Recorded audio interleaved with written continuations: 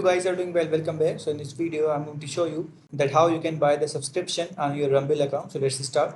So which we are using, this is a free one. So if you want to buy the subscription, you can also do this. So let's start. So first of all, what we have to do, simply we have to go to the account, we have to go to the Rumble website, and after that we have to open it. So now I'm going to open this live streaming option, and after that, as you can see, here's the following and subscription. So I'm going to click on the manage subscription. So let's click on this, and after clicking on this, you are going to get option. As you can see, as the you don't have any requiring subscription. I don't have that. So if you want that, you can also buy it. So I'm going to buy this one. So as you can see, the pro features, so pro plans. Let's click on this, and after clicking on this, as you can see, Rumble Video Plus, which is this one is the free one, because which one I am using, that is also free. So the basic package is $10 a month, and you will get these options, these features like the 100 GB and 250 GB.